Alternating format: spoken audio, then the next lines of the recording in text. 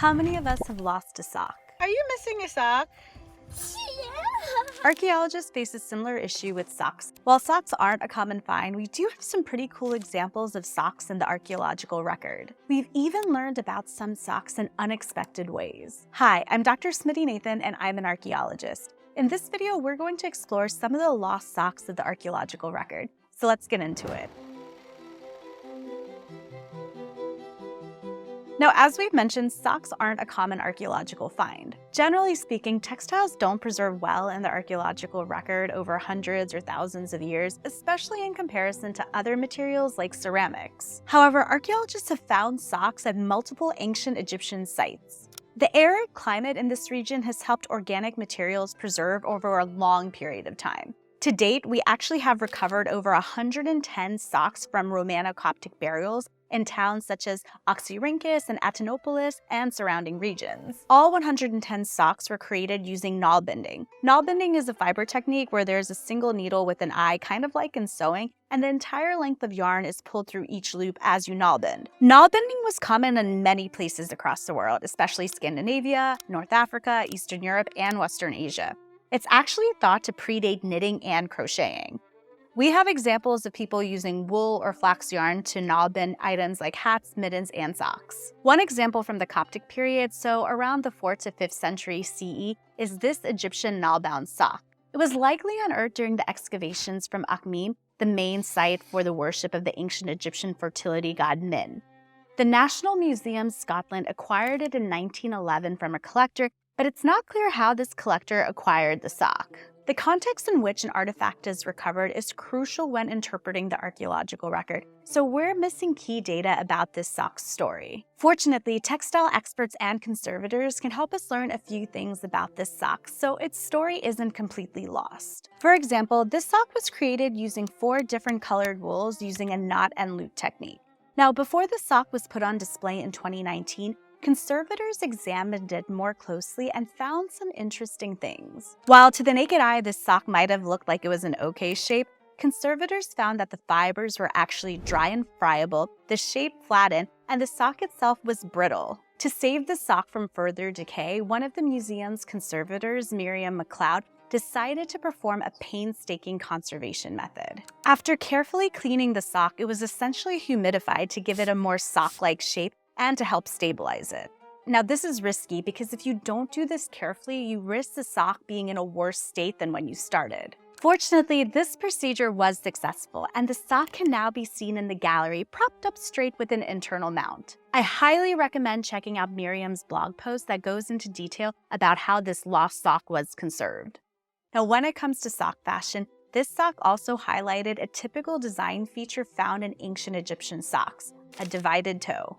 With this design, one sock toe would have most likely covered the big toe, and the other sock toe would have covered the other 4 toes. This type of sock was designed to be worn with thong sandals. In fact, this brown woolen sock found at Athenopolis and dating to around 100 to 350 CE had a divided toe, and the impression of the sandal thong is still visible. So socks and sandals have been a thing for a while. Now, Egypt is not the only place in the world with arid conditions that help facilitate preservation. Let's go to present-day northwest China, specifically the remote Taklamakan Desert in the Tarim Basin.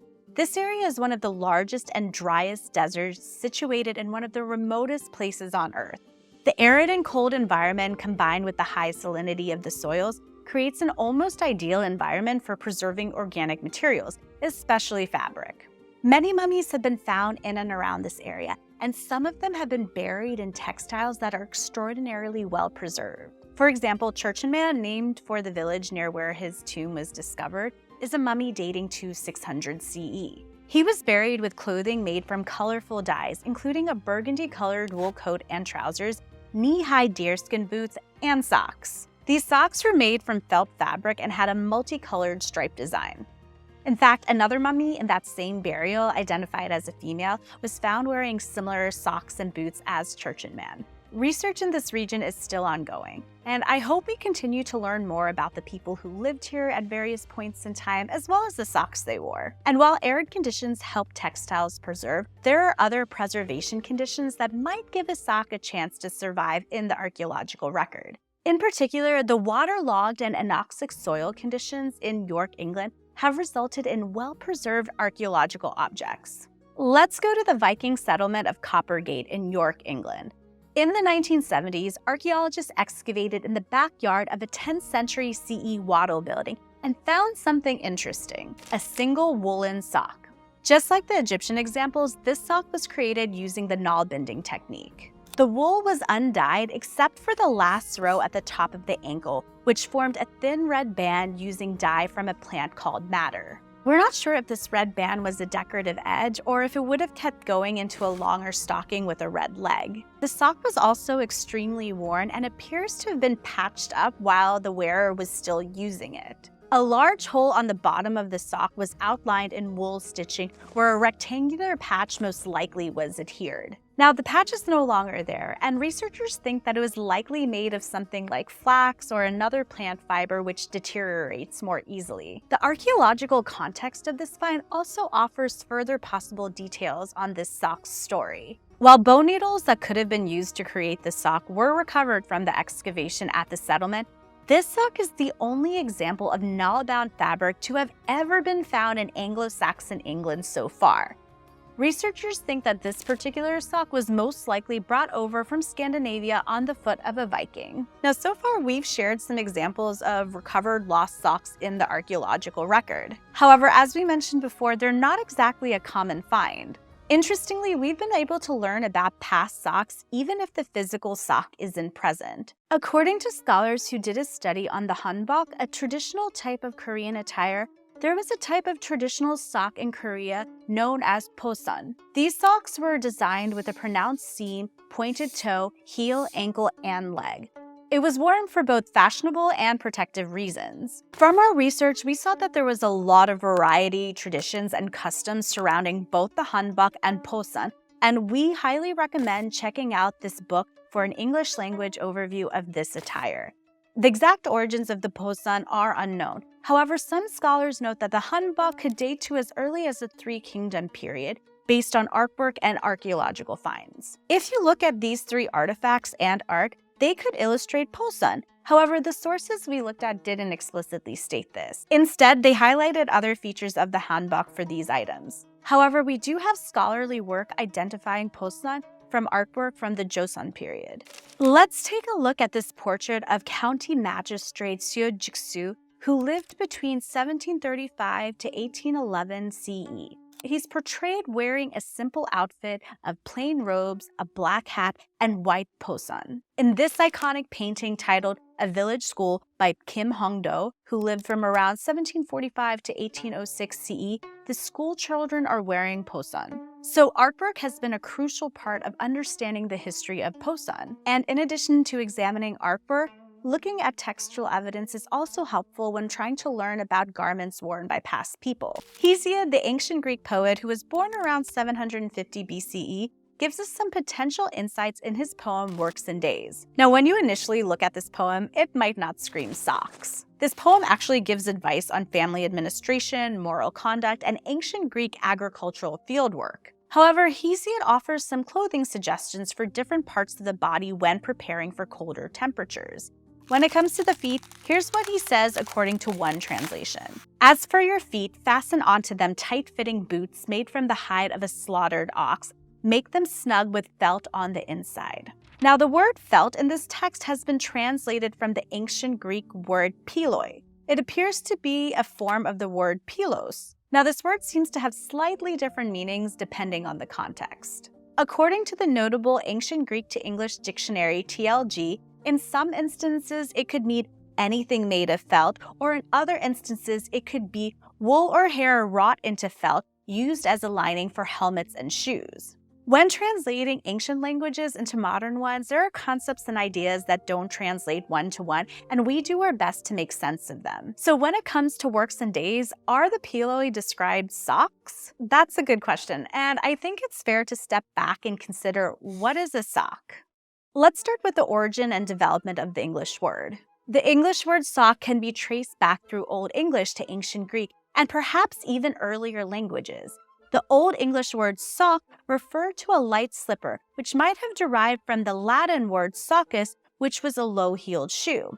In turn, the Romans may have taken this word from the ancient Greek sikos, referring to a kind of light sandal. Now, when we looked at current definitions of the word sock, we saw mentions about how the clothing could be made, where it's placed on the body, and its relationship to shoes, both in the past and present. Now, going back to Piloi, Hesiod's poem describes its position on the body and its materials. While Piloi and sikos are two different ancient Greek words, the ancient Greeks, like many other people and languages, had multiple words to describe similar things. So maybe Piloi could have described a sock of some sort depending on the context. And while we haven't found Piloi in the archaeological record, we do have other archaeological examples that make us stop and wonder if they were a sock. So we're going to take a look at some, and you can decide whether or not they count as socks for you. Let's start by going to the Tyrolean Alps. In 1991, a body dating to the late Neolithic was discovered buried in the ice on the border between Austria and Italy. This body turned out to be a 5,300-year-old mummy that has come to be known as Ötzi the Iceman. Now, we've chatted about Ötzi before because he's helped us learn about things like ancient diseases and plants. Ötzi can also shed light on ancient clothing, as he was found fully clothed. He was wearing garments composed of leather and hide from various animals, as well as braided grasses. Ötzi was also found with protective footwear, and he wore shoes composed of multiple layers. Dry grass was stuffed under string netting made from lime tree bast, onto which an outer layer of deer hide with inward-facing fur was stitched.